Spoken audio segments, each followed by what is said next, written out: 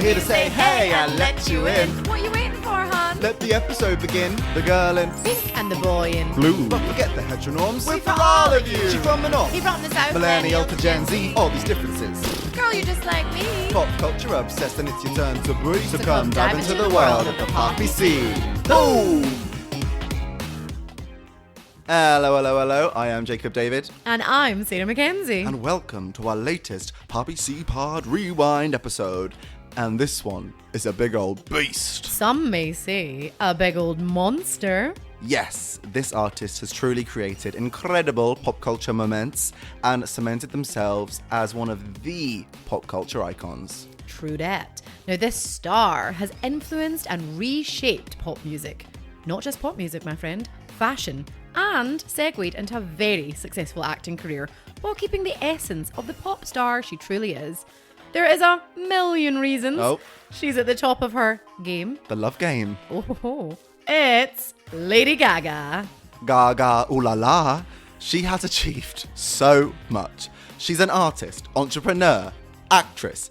Every night, no sleep, bus, club, another club, plane, next place, no sleep. That is right.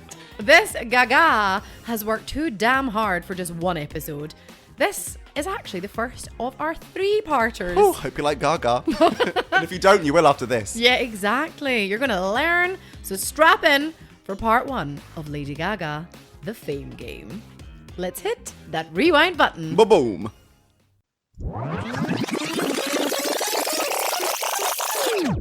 The Poppy C Pod. Cherry, boom, boom. Bloody Mary. These achievements are quite mind-blowing.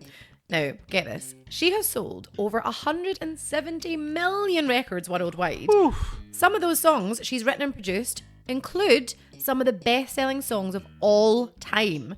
And on top of that, she's the only woman to achieve 4 singles that each sold over 10 million copies globally. Oh, that's just insane. What songs, Sarah? Well, do you want to guess? Oh, okay. Early days. Got me on my toes. Okay, so we've got Poker Face for sure. Yes, ding, ding. Bad Romance for sure. Yep. Just Dance. Yes. Like Out on the deep end. Shallow. Yeah. Lovely rendition. Thank you. You're welcome. Beautiful work. Gaga also has broken records in the acting industry, becoming the first woman in history to win an Academy Award, a Grammy, a BAFTA, a Golden Globe Award, all in the same year, for her role, of course, in A Star Is Born. What a star indeed. And before, she had already taken home 13 Grammys, 2 Golden Globes, 18 MTV VMA Awards, and was the first ever recipient of the Contemporary Icon Award from the Songwriters Hall of Fame in 2015.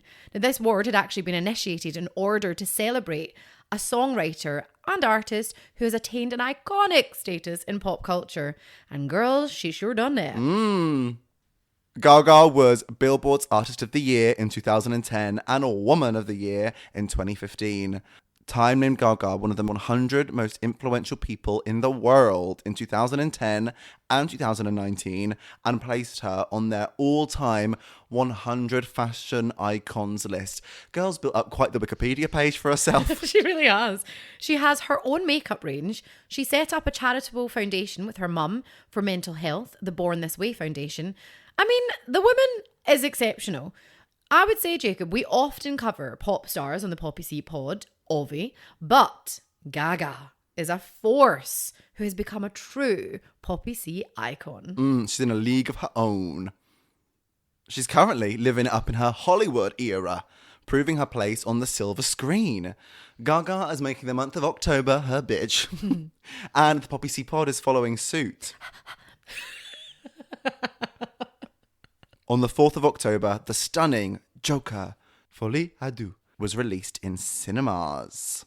And a wee surprise album that we weren't expecting, Harlequin. Now, just to be clear, it's not the soundtrack. It's a Lady Gaga record inspired by the role that she played in the movie. She said she wasn't ready to let her go. But it's not to be confused with the Gaga pop album on its way, LG7. She did confirm this in a recent Rolling Stone interview, saying, "It's not my next studio album, that's a pop record. But it is somewhere in between, and it's blurring the lines of pop music." And with LG7 on the way, it seems the perfect time to look back at Gaga's incredible journey to stardom and the amazing legacy she has already created. We are going back to when it all began because, baby, she was born this way. Yes, this star was born. Will we ever stop? Never. On 28th of March, 1986, Stephanie Joanne Angelina Giamanotta. Oh, beautiful. She grew up in New York to an upper-middle-class Italian family, which consisted of mum Cynthia, dad Joseph, and sister Natalie. Little Stephanie started piano at the age of 4, which makes sense because a girl can play those keys. I also love the reason. And her mum put her in piano class because Gaga needed to be cultured. Love it. And that decision certainly paid off. Stephanie herself said, "I was really, really good at piano. So my first instincts were to work so hard at practicing piano. And I might not have been a natural dancer, but I am a natural musician. That is the thing that I believe I am the greatest at." Her sister Natalie is now a successful fashion designer, and fun fact, was one of the cellmates in the Telephone music video. Oh, I didn't know this. Yeah. Now, she also has a real edgy fashion sense and has created some of the looks for Gaga, who is 6 years older than Natalie. But in true sister style, doesn't always agree with her sister's choices. In 2011, she told Teen Vogue, "Some of the stuff she wears, I'd be like, no, never." The family grew up in New York's Upper West Side, and both sisters attended an all-girls Catholic school. Ah, that explains Alejandro and Judas. We will get to that, Sarah. Both sisters had very different experiences at school. Gaga has been open about how she was an outsider at school and was often bullied. She said she had to go back to these memories to help her play the role of Ali in A Star Is Born. It was a role that she could relate to as she was picked on for having such enormous dreams. And look who's laughing now. Natalie, on the other hand, was in high school when Just Dance hit the charts. And she had a great group of friends around her that have stayed friends for life. And you know what? I'm sure having a famous big sis helped a little bit. Bullying has sadly followed Gaga around. At this point, still Stephanie, she was bullied in school for being the creative type and was often called weird. She then went on to study at the Collaborative Arts Project 21, part of New York's uni Tisch School of the Arts. Sadly here, the bullying continued. One of her ex-classmates actually went on a podcast somewhat recently called Trading Secrets. She said, "Gaga would sit at the piano every single day and just play and sing Wicked at the top of her lungs every single day. And we were all just trying to eat lunch. It was break time and we were all forced to listen to her. And yes, was she good? Of course. She was great. But I just wanted to eat my sandwich." Why would you go on a podcast and slag her off? She just wanted to eat her sandwich. Girl had her priorities in check. My sandwich! Yeah, and you know what? Fair enough. Like, she probably was quite annoying at school. Having been to a performing arts school, I know exactly the type of girl they're talking about. 100%. And we need these girls to keep the theatre schools going, okay? Yeah, exactly. Yes, she annoyed you, but why talk about it? Because no surprise, she came under fire from Gaga's fans, and many speculated that she, in fact, was one of her bullies. Someone also set up a Facebook page at the time saying Stephanie Germanotta will never be famous, which is really mean and also hilarious because that's not aged well. No, that must be so satisfying for Gaga. It's Yeah. like, you really thought you were doing something there. I know someone went to the lengths to make that page and she's like, haha, I am not just slightly famous, I am the most famous. It seemed everyone was against her ambitions, and in a now pretty famous anecdote, she tells a story of an ex. Lady Gaga said, "I had a boyfriend who told me I'd never succeed, never be nominated for a Grammy, never have a hit song, and that he hoped I would fail. I said to him, someday, when we're not together, you won't be able to order a cup of coffee at the fucking deli without hearing or seeing me." Yes! Snaps to Gaga. What a fucking legend. So it also got me thinking during this research, and I genuinely mean this in the nicest way. I think you do, to get to that level of fame, you've got to be a wee bit mad, like a little bit nutty. You've got to begin with a massive sense of delusion. Yes, an ego. Because it will become reality when you manifest. Right? But that's why I say, I'm sure like she was that girl at school, but not in any way should she have been bullied. It's that tunnel vision that is admirable, but most people just aren't built that way or born that way. I'm talking, it's like, you know, your Madonnas, your J-Lo grit. I think nothing will stop them. Jenny from the block, nothing was stopping her. No. And Gaga has that. It might come as no surprise that Stephanie dropped out after her first year to pursue music straight away. But, you may ask, how did Stephanie become Lady Gaga? Here, Jacob, how did Stephanie become Gaga? There you go. See, you're all asking. I know you are. The creation of Lady Gaga was down to inspiration from the Queen's song, All We Hear Is Radio Gaga. And her friends had sometimes called her Gaga, so it stuck. That's one version, anyways. It has also been said in interviews that it was Stephanie's boyfriend at the time, music producer Rob Fusari. He started to call me Gaga when I'd come into the studio, she said. I decided that I've been playing under my real name for so long. I wanted to reinvent myself. So I said, what about Lady Gaga? Because Gaga is sort of crazy and lady has such connotations. Rob claims he created the stage name Lady Gaga and that it was in part that he would call Germanotta Gaga after the Queen song Radio Gaga. But apparently one day his phone autocorrected Radio Gaga to Lady Gaga and the legend was apparently born. She loved it and it stuck, and this story does get very messy years later as lawsuits begin to get involved. Oh dear. Now Gaga and Rob met after talent scout Wendy Starland, excellent name for a talent scout, recommended Gaga to him. Now she had seen her perform at the Cutting Room in 2006 at the Total Mouthful Songwriters Hall of Fame New Songwriters Showcase. A bit of a full circle moment, as we mentioned earlier, that Gaga actually received an award from them in 2015. Very full circle. Yeah, there's a lot of that happens in her career. Oh, I love it. Rob and Gaga started working on music together, making that kind of electro pop, and sent them off to as many music labels as possible. They also, began dating. Oh, mixing business with pleasure. Oh, don't shit where you eat. In May 2006. By September 2006, she had got signed to Def Jam after the head of A&R liked her and got the sign off from big old boss, L.A. Reid. But it was not meant to be, as after 3 months, she was sadly dropped. This, of course, did not stop our Gaga. She started performing in burlesque shows, which she found freeing.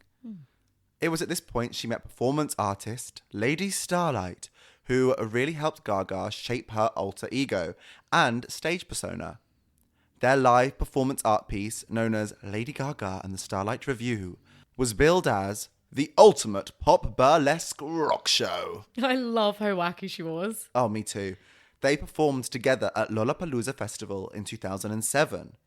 By this point, Gaga was so clear on her references and her inspirations, and she was truly finding her creative identity, evolving into true Gaga form. Yes, she was inspired by theatrical performers like David Bowie and Freddie Mercury.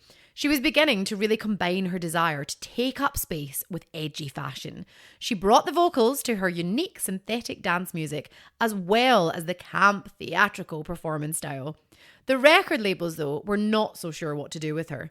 Initially, she got another break as a songwriter after partner Rob got in touch with Vincent Herbert, and he signed her to his label as part of Interscope Records. Vincent Herbert, she has credited with discovering her. Now, we're going to pause here for a moment because we have got an ex-boyfriend to deal with. Yes, Robert. So, Gaga and Rob split in 2008, just as she was reaching mega fame. after she released her first album. Rob had a producing credit and then sued her for over 30 million, claiming he came up with her stage name and got her a record deal. The case went on for years, and in an interesting little twist that we've massively simplified because confusing countersues, etc., etc., he had to pay Wendy Starland over 4 million, the woman who had first discovered Gaga, as he hadn't stuck to their original deal. Oh, that is satisfying for good old Starland. Right, Wendy's getting it good. And there's more. Rob Fusari, who co-wrote Lady Gaga's hit Paparazzi, previously sued Lady Gaga for $35 million, that's £23 million for those English folks, in 2010, alleging she denied him his share of song royalties and merchandising revenue. Gaga countersued. The pair subsequently dropped legal proceedings against one another. I mean, let's be real. You would be pissed if you wrote Paparazzi and didn't see any dollar. But now, my friends, the ex-boyfriend Rob is wrapped up. Now we're going back to 2008 here, so let's give you a little pop culture recap of the landscape at this time. Now, this is going to be a hard one to imagine, but Instagram didn't exist. What? Yes, Facebook was still cool. What? We, as in I, was going to the club with my digital camera, and Mariah Carey was smashing out the records. She had just released Touch My Body. Oh, Jacob, what a time to be alive. Mm-hmm. I think back and I really loved Mariah Carey as a teen, and she was the OG vocals of the sequin butterfly top. It was certainly a different time because couples Brad and Angelina and J-Lo and Mark Anthony were still happily married. Amy Winehouse cleared up at the Grammys, even though she wasn't actually able to attend due to her drug charges. And the Space Ghettos finished their return of the Spice Girls tour in Toronto. And believe it or not, Lady Gaga wasn't yet a household name. But she was about to be unleashed on the world due to a very unlikely source, which brings us to a few surprising friendships. The first one, I didn't know was instrumental in Lady Gaga getting her break. It's Akon. So, we are back in 2008. Lady Gaga has been signed to Interscope, but as a songwriter. It's not all bad because our girl was out here writing for some of the main players in pop. Fergie, Pussycat Dolls, and the one and only Britney Spears. Oh, winner. At the same time, Akon was working on Doll Domination for the Pussycat Dolls, writing songs. But he'd had a writer's block, Sarah. Oh, don't we all? Yeah.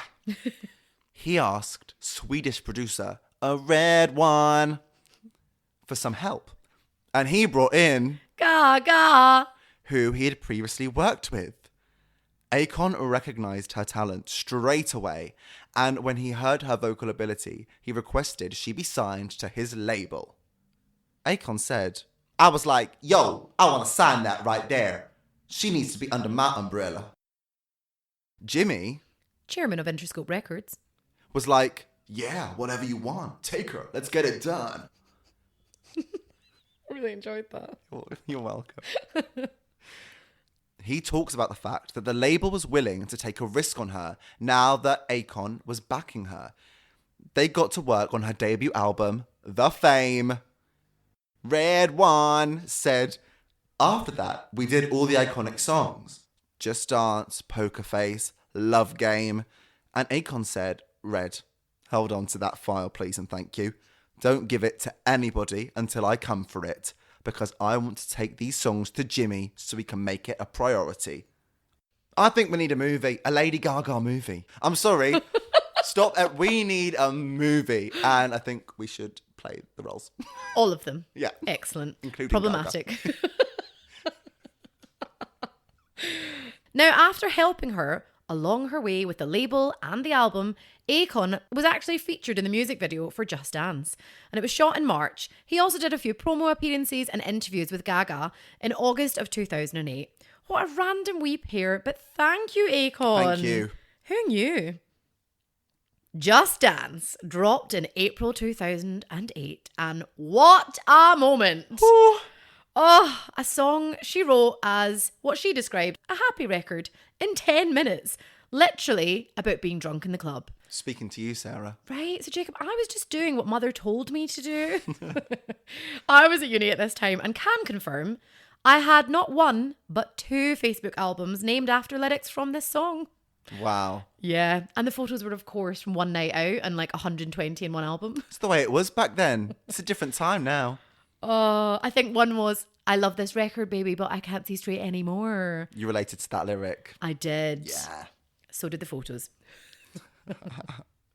Well, I wasn't quite in the same era. I was still at primary school. However, when this came on at the school disco, best believe, I was cutting some shapes. I can see it now. This song reached number 1 in the UK, Canada, Australia, and the USA. She was an instant hit worldwide.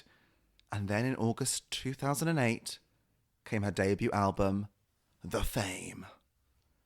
Now, the first 4 songs alone on this album are Just Dance, Love Game, Paparazzi, and Poker Face. I mean. Whew. Gaga came to serve.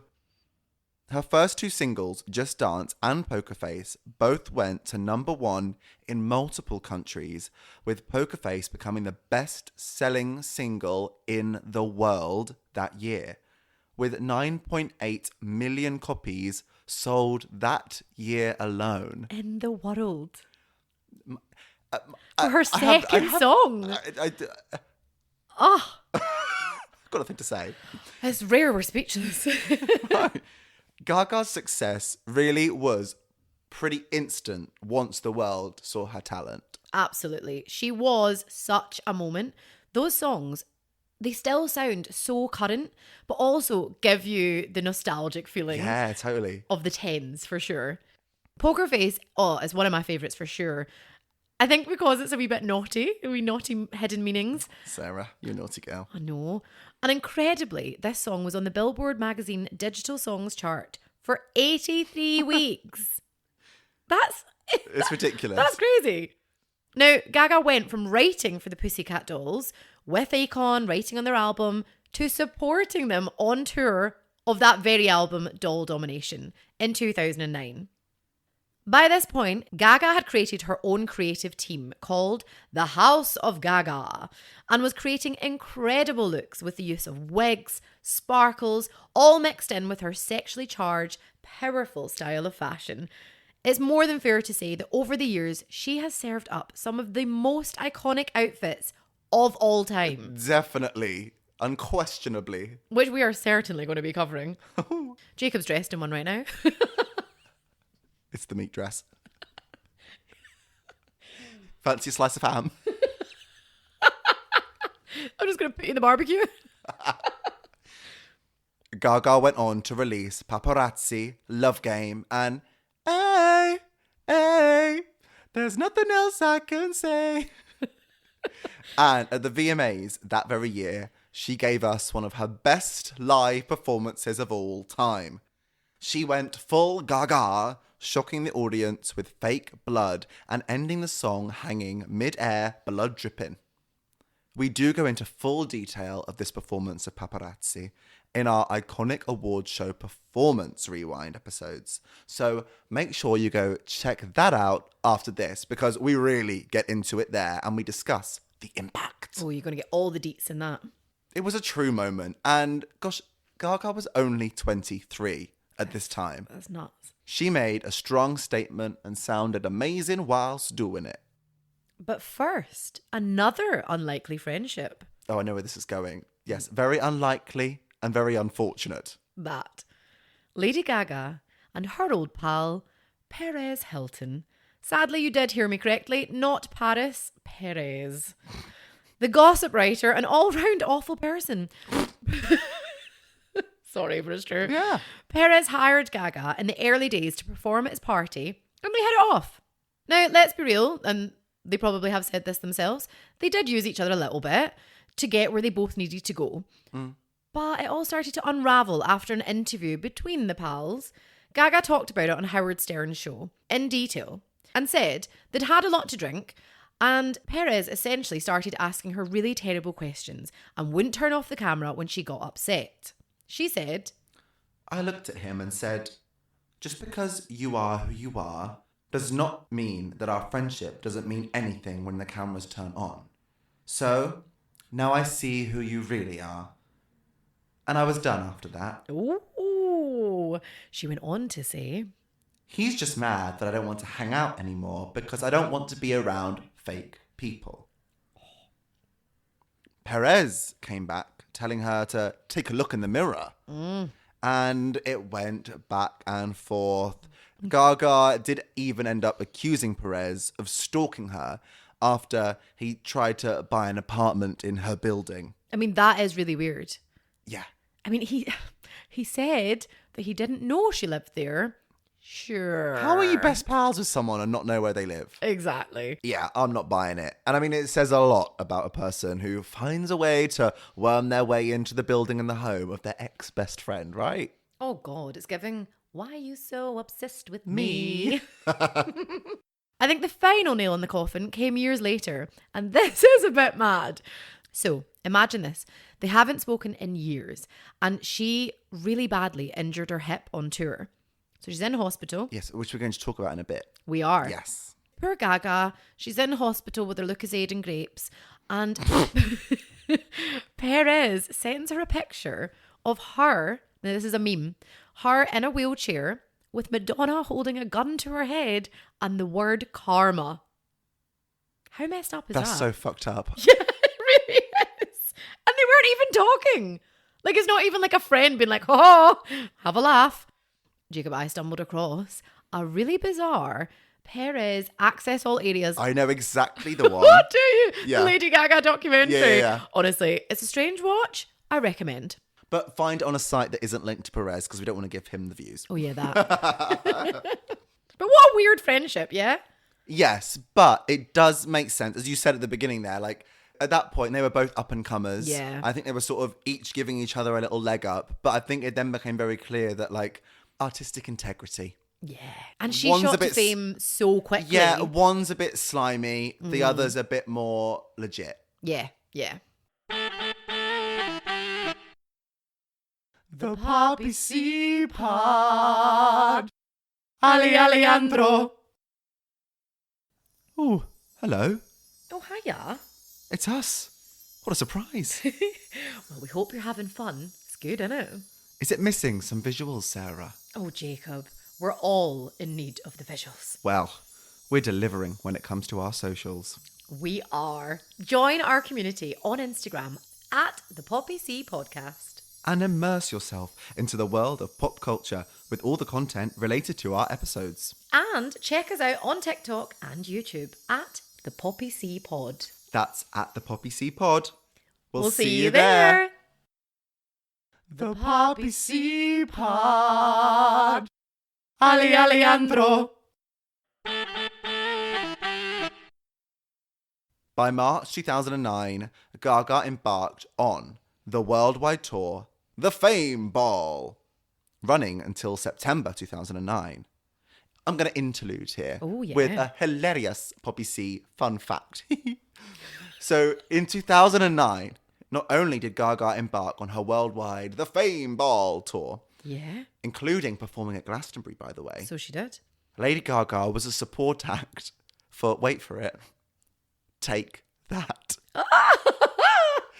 During their circus tour at Wembley Stadium. See, the original pop icons take that. What a bizarre crossover. Yeah, it doesn't even really go artistically. Right, because I remember my mum went to that concert and I remember being like, did you see Lady Gaga? And my mum was like, who? That's so funny. Because like Taylor Swift recently, Sabrina Carpenter, that makes sense. You can kind of see they're in a similar... White girl audiences. Yeah. Yeah. This is something else. My mum and her pals were probably not Gaga's target audience. But Gary said she is absolutely brilliant. She must come on tour with us. Look, lads, we've got this Gaga. Oh, I love that. That is such an unexpected crossover, but I love it. Yeah, it was around this time, following Gaga's performance at Glastonbury, rumours began to swirl and take over the internet. Oh, that's right. The rumour mill was really going to town with this one. Rumours that Lady Gaga had a penis. The rumour was treated as such huge news and perpetuated by legitimate news stations. This simply baffles and equally disturbs me. I'm going to have to put it down to being a very different time, because a legitimate news station reporting on rumours about a young woman's genitalia is seriously messed up. I must say, the sad fact is, it was a completely different time and that wasn't weird. Thank God we've moved on. But it was just to think that was allowed back then. Mental. Fucked up. At the time, Gaga infamously never denounced these rumours. And in 2011, Anderson Cooper questioned her about the rumour, saying, "There was that rumour that you had a male appendage, that you were..." and went on to use an outdated term for intersex. Gaga casually responded, "Maybe I do. Would it be so terrible?" I love her.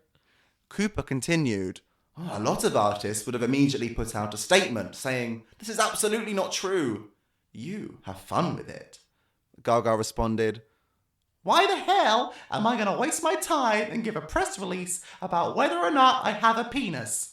My fans don't care, and neither do I." Yes, Gaga. However, slightly Minnie Mouse there as well. Oh, what the hell?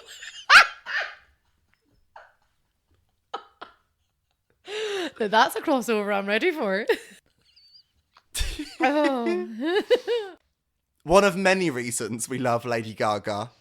Gaga was always ahead of her peers when it came to advocating for queer voices, creating a safe space, and really showcasing that, hey, there ain't nothing wrong with being who you are. Humans come in all shapes and forms, and we shouldn't feel shame in that. Amen to that. Preach, my Jacob. I got you. And so does Minnie Mouse. Flash forward to this year in 2024, Gaga actually revisited this rumour and provided clarification on why she never responded to it in an interview with Bill Gates. Gaga said, "The reason why I didn't answer the question is because I don't feel like a victim with that lie. But I thought about, what about a kid who is being accused of that, who would think that a public figure like me would feel shame? I've been in situations where fixing a rumour was not in the best interest of the well-being of other people. In that case, I tried to be thought-provoking and disruptive in another way. I tried to use the misinformation to create another disruptive point." Oh, I just love Gaga, especially for her attitude with these sorts of situations. Gay rights! Exactly.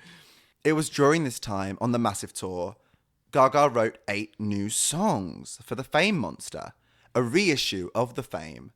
And this is where Gaga truly begins to enter the Monster era. Yes, the evolution of Mother Monster was beginning. Gone were the disco sticks and the mirror bras, instead a more dark gothic look and the boundary pushing fashion. The first single from the album, legendary bop, Bad Romance, was released in October 2009 with a perfect Halloween-appropriate video. Oh, that video. The white latex suits and the pointy jaggy hats. It was creepy, but yet sexy. Oh, such an iconic music video. And that dance routine at the end with the red bondage look. I mean, Mother Monster had arrived. The Fame Monster was released a month later and went to number 1 in the UK and number 2 in the USA. The next single off this album, the second single. A true pop culture moment. The collab of all collabs. Lady Gaga and Beyonce. Telephone. Now, Gaga actually offered this song to Britney first, and she turned it down. And thank God she did. And no disrespect to our Brit, though, because I can really hear her on this song. Yeah. But this duo is iconic. The two previously collabed on a remix of Beyonce's Video phone. The only way to say it. In 2009. And the 10-minute video for Telephone was true art. It was a continuation from the paparazzi video, and it shows the Thelma and Louise style story. But Gaga and Queen Bee at the helm. And we're still waiting on the sequel. Yeah, all these years later. To be continued. Oh, when? Telephone gave Gaga her 4th UK #1 in January 2010. This soon into her career, and 4 #1s is so major. Yeah. I remember actually listening to the UK Top 40 on the Sunday, back when it was on the Sunday. Yeah, yeah. And I would listen, and I remember like listening to hear if Telephone was... I remember when it was a new entry, and I remember it going to #1, like so clearly. That's and being like, oh, I exciting. love this. No wonder we still do. Yeah. Alejandro followed as Gaga's next single, but this was not without controversy, as the incredible music video left the Catholic Church in uproar. Oh, like they don't deserve it. I guess. Let's get into that part. I mean, look, Gaga was wearing a latex Pope outfit, getting naked in an orgy of hot men. All in the name of art, hey? We do the same. Watching the video again, it made me think, oh, she's just such a wonderful weirdo. Yeah. And how important it is for weird kids to feel seen because they can go on and create literal pop culture that people make podcasts about. Hello. Hello from the Poppy C Pod. And whilst the music video drew comparisons to Madonna's Like a Prayer, it would not be the first or last Madonna comparison that Gaga would see throughout her career, with the two pop legends continuously pitted against each other. This resulting pop culture beef between the ladies began after many compared the 2011 Born This Way to Madonna's Express Yourself, with some saying Gaga ripped her off. This caused mega drama. And a not very happy Gaga said to the NME magazine, when asked about similarities, "What a completely ridiculous thing to even question me about. I will look you in your eyes and tell you that I am not dumb enough or moronic enough to think that you are dumb enough or moronic enough not to see that I would have stolen a melody. If you put the songs next to each other, side by side, the only similarities are the chord progression. It's the same one that's been in disco music for the last 50 years. Just because I'm the first fucking artist in 25 years to think of putting it on the top 40 radio, it doesn't mean I'm a plagiarist. It means that I'm fucking smart. Sorry." Mic drop. Yeah, right? The following year, Madonna was quizzed about the matter, iconically saying, "It feels reductive." A word I will only ever associate with this interview. Yes. When the interviewer asked if reductive was a good or a bad thing, the Queen of Pop simply replied with, "I'll look it up," as she took a sip of her tea. Oh, shady. She does, however, seem to put a pause on the feud, with her later telling Rolling Stone, "Oh, the only time I ever criticised Lady Gaga was when I felt like she blatantly ripped off one of my songs.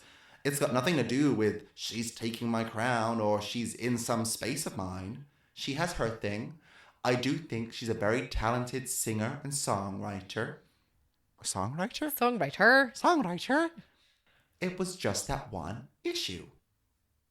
The feud, however, no, it did not end there.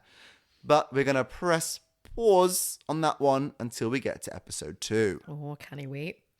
Now, by the end of 2009, she had spent a record 150 weeks in the UK singles chart. What? It's crazy. And as she entered 2010, Bad Romance had become the most watched video on YouTube. And Gaga became the first person with more than 1 billion combined views on the YouTube. She was already a trailblazer in pop culture, and she was only 3 years into her career. Just Unreal. unparalleled. The Fame and the Fame Monster had sold over 15 million records combined, And due to her ever-growing success, she set off on her second worldwide tour, the Monster Ball. This mega tour ran for 2 whole years, from November 2009 to May 2011. It grossed $227.4 million, making it the highest grossing concert tour for a debut headlining artist. She really loves her long tours, doesn't she? Well, she did. Until ailments. We'll get there. So by 2010, she had become one of the most commercially successful artists. She had sold out tours and cleared up at award shows. In February 2010, she picked up 3 Brit Awards for Best International Female, Best Album, and Breakthrough Act. 2 Grammys. Woo. And began laying the foundations of becoming a true VMA legend. Gaga won 8 out of the 13 awards she was nominated for, and became the first woman to receive 2 nominations for Video of the Year at the same ceremony. Telephone and Bad Romance, which she won for. I mean, each could have taken it. Totally. Now, it was this moment that would go down in pop, music, culture, and fashion history. And a vegetarian's worst nightmare. We'll get to the share of it all. It's the meat dress. And apparently it stank. No wonder. Yes, that meat dress with the Henry VIII style meat shoes. And not forgetting the steak just slapped on top of her head. It was bonkers. It was all real meat. Yeah. Some of it was cooked, some of it wasn't. So the designer cooked bacon and made the shoes from that. No wonder she was humming. I'd have been hungry. My favourite part was actually the explanation because it didn't really make much sense. Oh, yes. So she said it was to highlight the US Army's don't ask, don't tell policy, which prevented service people from disclosing their sexual identity. Absolutely ridiculous. Oh, God, yeah. Although I'm really not sure what the link is between the message and the look, I'm always on board for the LGBT activist Gaga. Oh, yes. Do you know what I was thinking? What would have made more sense? I mean, great cause, but the idea of like that people view women like meat. Oh, yeah. Yeah, she should have said that as well. She's done military looks before, though, that are like torn and... Yeah, it's just Gaga. I feel like years later, she just come up with loads of different reasons. She was like, yeah, it was for this, it was for that. She just wanted to marry a wee cooked steak.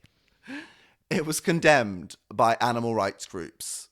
But on the flip of that coin, it was named by Times magazine as the top fashion statement of the year, which I do think is deserved. Oh, very much so. As you've said, Sarah, the boots were cooked bacon. The hairpiece involved chipolatas. I mean, my goodness. I can't think of another look that could go down in history from the VMAs besides this one. It's up there, of course. I mean, Gaga gives us so many looks, but that must be the one that everyone talks about. Yes. Of course, we can't forget her being carried into the Grammys in an egg. That will come. So as she collected her award in meat dress, she collected the award from a very confused-looking Cher. Sure. She joked, I never thought I'd be asking Cher to hold my meat purse. Cher, the vegetarian. The way it cuts to Cher holding raw meat. Oh, no. That is... Because, of course, Gaga had all the accessories in meat too. She goes up, accepts her award from Cher. As Cher hands Gaga the award... In order to accept the award, Gaga hands Cher meat purse. Here's a raw steak. In this same iconic acceptance speech, Gaga gave the fans a tease of her new era. Ooh. And belted out a part of Born This Way for the very first time. In February 2011, Gaga released Born This Way. Woo! And the world was gifted a pop classic and a true anthem for the LGBT community. There has never been a Pride gone by without hearing that song. At least 20 times. And it never gets old. Now, the song sold more than 1 million copies within 5 days, earning the Guinness World Record for the fastest selling single on iTunes. Unreal. I remember buying this song on my iPod Oh. and blasting it in my bedroom. What an era this would become.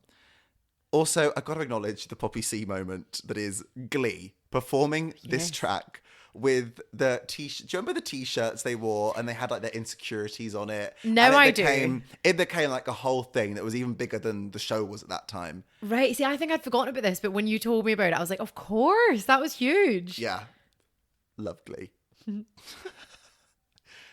Judas was the second single to be released. I'm obsessed with this one too, Sarah. Yeah. Gaga was coming back for round 2 with the Catholic Church. Ding ding. The church were enraged that the world's biggest pop star was singing the lyrics, "I'm just a holy fool. Oh baby, it's so cruel.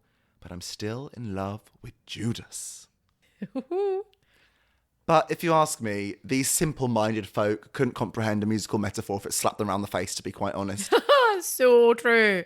I do think by this point, with the baying mob coming for her, in true Gaga style, she did begin to bait them just a little bit. Yeah. Yeah. Judas was followed by The Edge of Glory, Anthem.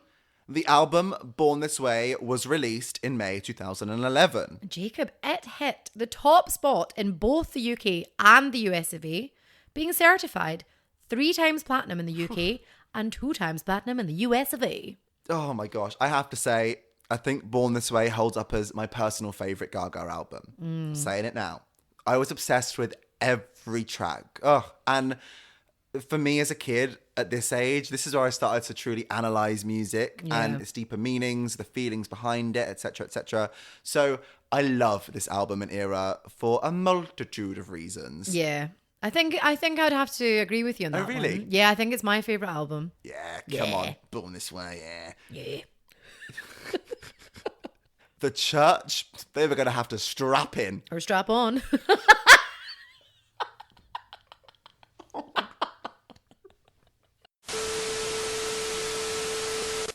The church were going to have to strap in for an era of it all, as Gaga artistically tied in threads of the Catholic religion she grew up in throughout much of this album's storytelling.